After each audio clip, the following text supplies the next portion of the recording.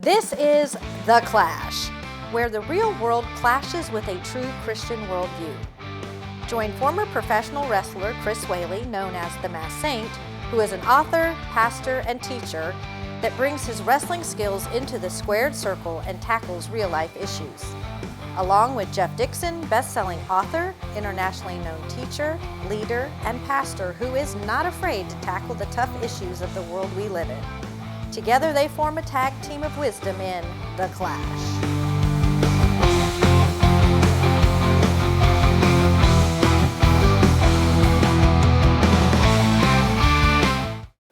Hi, welcome once again to The Clash. My name is Jeff Dixon. I'm joined by Chris Whaley. And together we're going to take our Christian worldview and allow it to clash into the culture that we live in and see if at the end of it we can make sense of everything. Now, Chris, you got to forgive me though. I don't know what this episode is about. What are we talking about? Forgiveness. Oh, the forgiveness episode. That's exactly right. Well, then hopefully Chris will forgive me for forgetting that.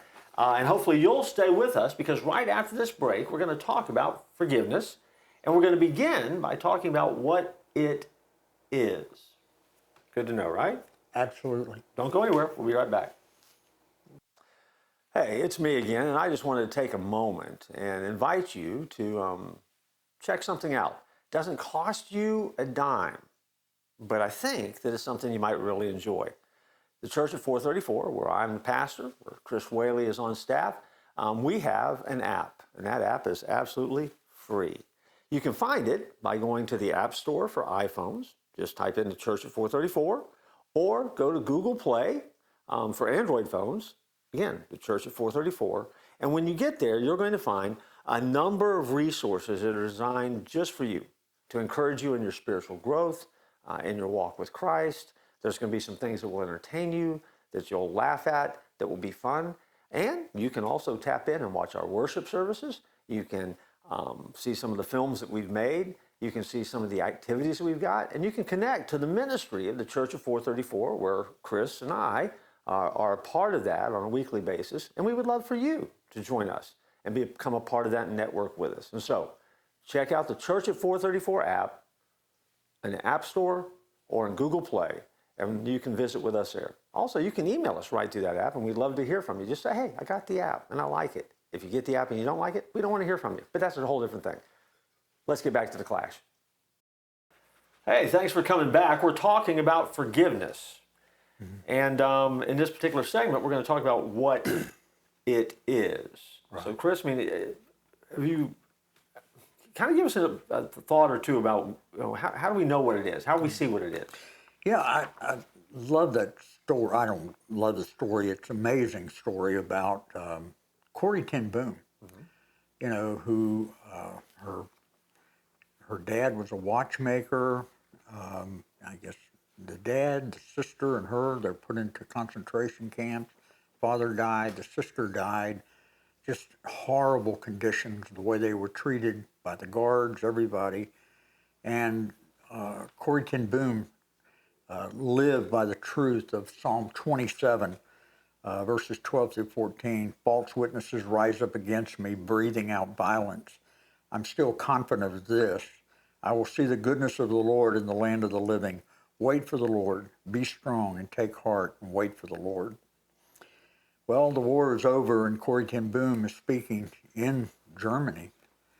And she talked about her time in the concentration camp, named the concentration camp, and then afterwards, this guy came up to her and said, you know, I heard the word Ravensbrück. I was a guard there. And then she immediately recognized him. And then he told her he had become a Christian. And he said, I know that God has forgiven me, but I would love to hear it from your lips. Will you forgive me? And that story was just so captivating. Of course she did forgive him and all. But forgiveness, Jeff, I don't think there's a bigger issue in the church than the issue of forgiveness. Have you dealt with any of that? You been betrayed? You had any? Yeah, I mean, certainly not. Don't want to call anybody out on television, but there have been folks who have not only disappointed, but really done some things that were just hurtful, mean, spiteful. And it really does cause you to kind of catch your breath just a little bit. And after you get past that, what just happened or why did you do that? Then to start processing and dealing with those feelings of hurt and betrayal and anger and bitterness if you're not careful. I mean, all those things that start welling up because, I mean, you basically have a relationship or someone that you love or care about that has hurt you in some way. And it immediately kind of throws back on you this need. What do I do now? Yeah. How do I react? And so, I mean, I think it certainly has happened to me. Situations where I felt that to move forward or to get on with life, I was going to have to forgive. I mean, have you experienced that as well? Oh, yeah, I'm glad you said that about, I don't know if I want to share that on television because, I've got several. I mean, some of the things that have happened. You know, when I went into the ministry, I was a little bit naive. I'm thinking I'm going to be in armor with a sword on the front stoop of the church fighting evil, trying to get into the church. And then I was so shocked to find out that my biggest battle was not outside the church. My biggest battle was inside the church. Sure. And I think so many people, and probably people in the audience that are watching, that some of the greatest hurts that I've experienced have happened inside the church. Sure. Well, you know, the church is the bride of Christ, and sometimes when you pull back that veil, she's ugly.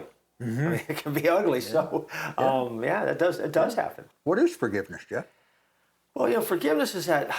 I mean, there's a lot of ways, I guess, to define it, but ultimately, Jesus models it for us. But forgiveness is that moment that we're willing to let go of the hurt or the emotion or all of that stuff that comes along with being hurt. That would rob us from the joy of being who God has created us to be. Now, I mean that's a big 10,000 view, hyper spiritual look at it. But right. in some ways, I mean that kind of hits it. I mean, there's more practical ways of looking at it, I'm sure. Yeah. Well, I came up with this. Assume you need to borrow $100 to help pay a medical bill, and so you ask this friend for a loan. Promise to pay it back at the end of the month if you can just loan this to me. But then the time comes for repayment and you don't have the money. In fact, for the next 3 months, you still don't have the money. And then unexpectedly, out of the kindness of his heart, your friend chooses to forgive the debt. And I think that's one of the one facet of forgiveness. The Bible says, let no debt remain outstanding except the continuing debt to love one another, Romans 13:8. So I think that's the first thing, Jeff. True forgiveness dismisses the debt.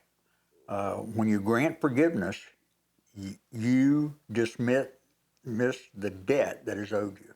Yeah. Can you think of another? Well, one of my rules for life is that when it comes to other people, we can't fix them. We just have to forgive them. Right. Okay. I mean, we can't fix them. I can't make anybody do anything different. That's true. I do have to forgive them. Interesting passage of scripture, Ephesians 4:26 and 27. While it doesn't mention forgiveness, it's all about forgiveness. Okay. It says this: don't let the sun go down on your anger, and don't give the devil an opportunity. Right. Now, the word opportunity there comes from a Greek word, and Chris will know this because he remembers seminary. It's from a Greek word, topos, T-O-P-O-S, which is where we get our English word topography, and it means territory or ground. And so what it's actually saying is that when you are angry, you give up ground in your life to the devil. And when the devil begins to gobble up ground, he begins to occupy a space in your heart. And before you know it, he's moving in on a bunk bed. I mean, he starts living there, and he will stink up the place if we let him. And that's where forgiveness comes along, because we have to evict the devil. We have to get him out of there. We need to tell him to pick up his bags and hit the road. And whatever that is that has made us angry, we have to be able somehow to forgive it. Right. And not keep a list of wrongs, and not allow that to start defining us, and not allow the hurt to mold who we're getting ready to be. And I think for us, we forget that sometimes forgiveness is really not about the other person. Right. Forgiveness is about us. And how I choose, based on my relationship with Christ, to deal with you, or you, or you, or you, or you, whoever it is. Right. That's where forgiveness really does come into play. Yeah. So forgiveness is a very personal thing that we all have to deal with. Yeah, I love that verse that you used from Ephesians 4. My wife and I have tried to do that.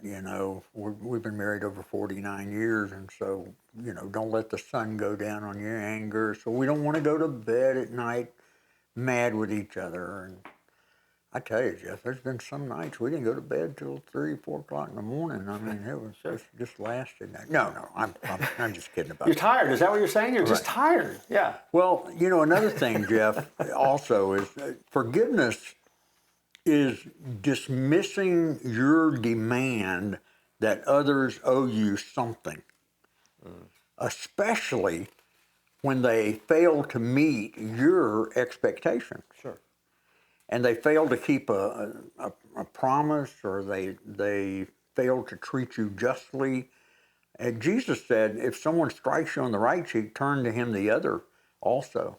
I mean, have you ever done that? It's tough. Hard. Yeah. Well, I think, another one, forgiveness is the act of dismissing. It is the act of canceling or setting someone free from the consequences of falling short of God's standards. Yeah. And I know how that, the holy standard of God is what? Perfection. Right. And yet we've all sinned, and the penalty for our sin is spiritual death, which is separation from God. But the penalty for our sin, which is our debt, was paid by Jesus through his sacrificial death on the cross. And so instead of being separated from God, we can have our debt dismissed by God and experience that eternal life in heaven. So when we're never more like God, Jeff, than when we're forgiving somebody. And I think that sometimes we hear people say this. I've heard people say it. You hear people say it. I mean, it's one of those things where, well, this has happened to me. I can never forgive that. We forget, and I think that one of the things we have to learn as followers, especially, is that forgiveness, just like love, is a choice, not a feeling. Right. Because forgiveness isn't necessarily something that when you're forgiving him, you're feeling any better. Right. I mean, it doesn't make you feel good. It doesn't make the hurt go away. But forgiveness is a choice, and you nailed it. In that moment, we're most like God. And so we have to decide that it's going to be a part of our character, a part of our life, to be willing to forgive. Right.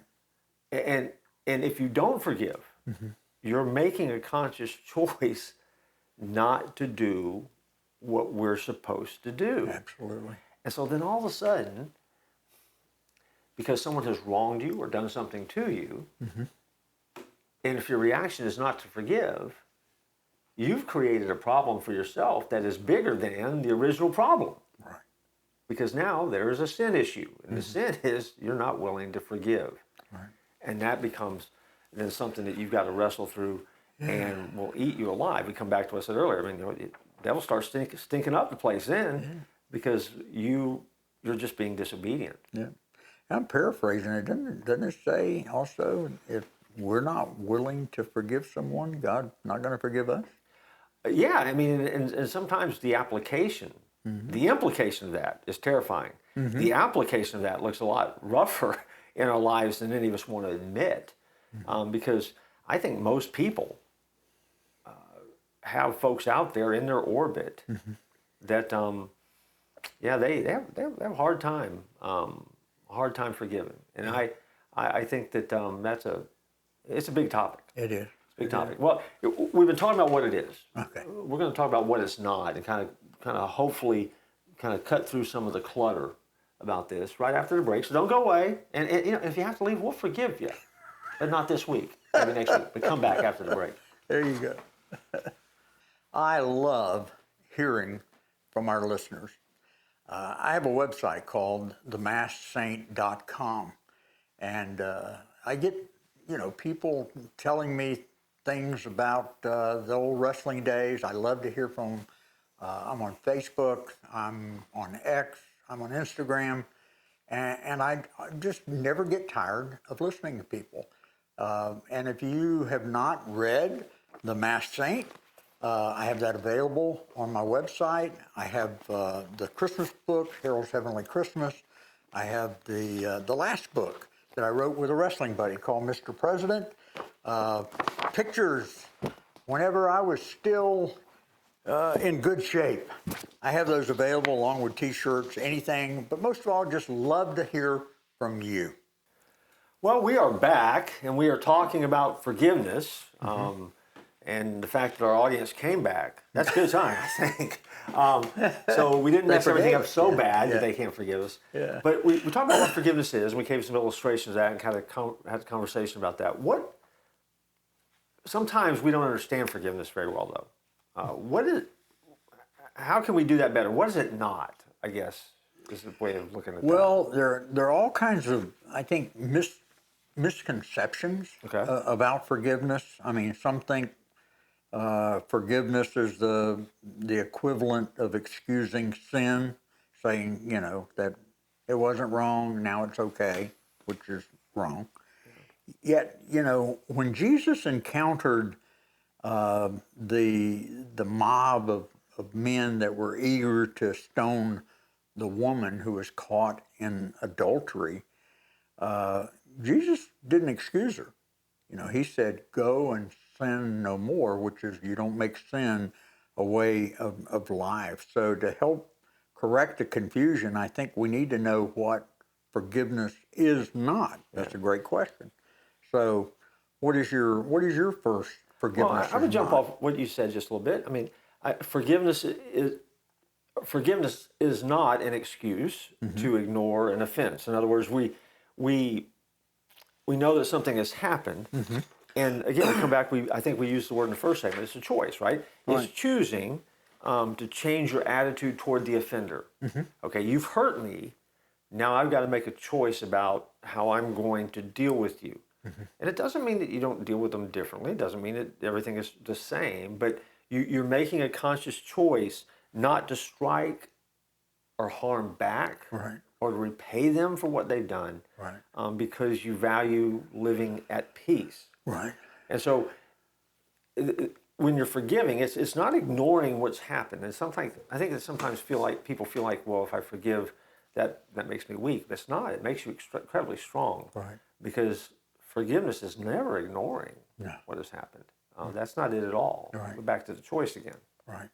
And forgiveness is not waiting for time to heal all wounds, because, Jeff, time does not heal all wounds, because, to be honest with you, there are some people that will not allow healing to take place. Right. So I don't know if you've ever been up against that, where you come to that point, you go to the person, and you say, hey, I'm sorry, please forgive me, and they refuse to forgive you. Yeah, and that is their choice, right? And they choose to live with unforgiveness. Yeah, I think that sometimes we get our verbiage kind of screwed up, and maybe it gets our heads a little wonky too. I like that, head's a little bit wonky. But forgiveness and reconciliation are two different things. Two different things. Right. We forgive because Jesus tells us to forgive. Right. And so in that, and the fact that he has forgiven us, that reconciles us with him. Okay. So God does that reconciliation work. But when you forgive somebody, the command in the Bible is not to reconcile. The command is to forgive. Right. And so that doesn't mean that you restore the relationship to what it was before. Sometimes that relationship's not going to be the same. It's not going to be the same. And sometimes when something has happened, you can never get back to, quote unquote, that place that you were before. But it doesn't mean that you don't forgive. And I think that sometimes people, because they still remember the events that have happened, they can't seem to kind of completely let them go in some ways, or they still kind of linger out there. They get that confused with forgiveness. Forgiveness simply means I'm not going to strike back at you. I'm not going to repay you like I feel like you have done something to me. Right. And we may or may not be okay. That would be reconciliation. It's entirely different. Right. And reconciliation is important if it can happen. Yeah. But it can't always happen. And so forgiveness is not reconciliation. And I think people, if they could understand that, Yeah. they would be a little bit healthier. Because relationships, for the most part, aren't healthy anyway. And so one of the reasons that we stink so bad at them is we're trying to force something that really we're not designed to do and really can't happen. Right. Because of the way that we're emotionally wired sometimes. Right. Forgiveness also is not letting the guilty off the hook, but it is moving the guilty from your hook to God's hook. Yeah. So, we got to do what we're supposed to do. We leave the consequences up to God. Well, and don't you think that part of this, though, is where we are in our walk with Christ? Because, again, Jesus tells us to forgive. And so we are supposed to forgive. Right. And when I forgive you or you forgive me, we're basically in that moment being obedient and choosing to do what God has told us to do. Right. But in choosing to do what God tells us to do, we're also trusting God to be just and balance the books and take care of each of us Right. in the way that He best sees fit. And so our unwillingness to forgive sometimes really is a lack of faith on our part that God's going to do His job. Right. Absolutely. And that's a scarier problem, because now we're back to, well, we got a bigger problem than forgiveness now. We have a trust issue with God, and that can tank our life. And it's real easy when that happens to blame the event or that person for what started. But what really the problem is, though, is our unwillingness to forgive the event and trust God to handle it. Right. I got a couple others for you. Okay. Forgiveness is not excusing unjust behavior. Right. What if the offense is without excuse, Also, forgiveness is not explaining away the hurt, because, it's working through the hurt. Sure. So just because we forgive someone, it doesn't mean that the hurt's all gone. No. If the hurt is real, Yeah. I mean, it's going to hurt. Yeah. Here's another one too, Jeff. Forgiveness is not based on what is fair. Didn't you ever get that one? That just isn't fair. And, whoever told you that life is fair? Oh my gosh. I never let my kids say that. No. That's not fair. Okay, that doesn't fly. No. That's the great news about God, right? We don't get what we deserve. Right.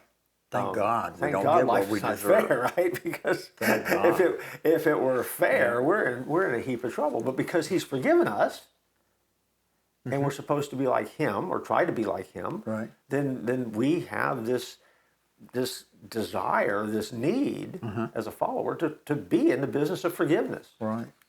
So forgiveness is not being a weak martyr either. Oh no, forgiveness is tough. You got to be strong enough. You do. To be Christ-like. I completely agree. Forgiveness is not stuffing your anger, because it's resolving your anger by releasing the offense to God. If you're not asking for God's help, forgiveness is not going to be possible. Because He is the one that we have to lean on the most. I'll be honest with you, Jeff. I've been betrayed by people who were supposed to be my friends. I've had people try to get me fired and all. And man, I tell you, I'm just naturally a fighter, and boy, oh boy. I've had to go to God a lot, saying, God, I'm just having trouble forgiving this person. Yeah. And I need your help, and that might be something you need to do, is to continue being on your knees before God, saying, God, I can't do this without your help. Yeah. And I think that's where we get the ability to forgive, right? Because, absolutely. What a powerful testimony. Because of who Jesus is and how He has worked in our life. When we forgive in that moment, we are putting the heart of God on display for the Absolutely. world to see. Right. Because I mean, I think most people that know you and know me would simply say, "You guys, I mean, you guys are rats at the heart. You're not you're not that good." And we're not, but yet because of who Jesus is, we're better. When we forgive, we're letting the world see Him through us in a way that, you know what, without Him, we're not going to do it. We're not going to forgive. Why would we forgive? Right. Right? I mean, there's no reason to forgive because we live in a world where we always want to hit back, and so I think that's huge. The testimony that we have when we learn to forgive. There's a lot of hurt involved with, forgiveness, and it's not denying that it hurt. I mean, it's feeling the hurt and then releasing it, and we have to do that through God's help. Well, and I think when we forgive, I mean, that really is the first step to putting events in that rearview mirror of our life, right? I mean, Right. and I mean, even as we're followers, right? We don't put our hand to the plow and keep looking over our shoulder, Right. because we're all over the planet. When we don't forgive, what we're always doing is we're always looking back at that event, that person, that place, that time when we were wronged. And as a result, we never seem to be able to move away from it. We never can get completely free of it because we are so busy being fixated on it that it robs us of the joy of the journey that God has called us to. We miss what's right in front of us. We miss the things that are happening around us because we're so busy thinking about, wow, this happened to me and I just can't let it go. Yeah, I think that's because so many people try to put conditions on their forgiveness. And forgiveness is not conditional. No, It is completely unconditional. like love, right? Yeah, absolutely. How about forgetting? Forgiveness is not forgetting. No, it's not. Now, I think people misunderstand misapply that whole idea that we get in Scripture where, when God takes our sin and removes them as far as the east is from the west. Right. It doesn't mean that God wakes up tomorrow as a forgetful old man sitting on a throne who has a memory problem. Right. I mean, God forgives me for what I do when I sin, when I talk with Him, and I say, God, I'm sorry, forgive me. But God doesn't wake up the next morning and go, oh, Jeff, I forgot you dealt with that. I mean, God knows that, right? God doesn't forget it. That forgetting has to do with not holding it to our account anymore. It's no longer a part of our ledger, right? Right, right. I mean, I think that sometimes we get that, we get that messed up because our whole verbiage is wrong about, I have to forget. Well, you're not going to forget. Right. If you forget, there's a different problem there. So, Absolutely. I think we have probably solved every issue that our audience would ever have about this whole idea of forgiveness. I think so. God, we did it. We did it in 29 and a half minutes. Wow. Maybe 30. Wow. Maybe 30. I mean, there's nothing better than abundant TV, is there? No. Good stuff, there's right? not. Well, listen, I've had a good time as we've looked at this. This is a big topic. Yeah. I'm sure at some point we'll come back to it again. Yeah, I'm sure it is. And, I just want to encourage you out there. If you're struggling with it, hey, we've all struggled with it at one time or another, but God is bigger than our problems. And so you keep taking it to Him, and He's going to help you through it. Yeah. Hey, we got to get out of here. So forgive us, but we got to go. So don't tap out.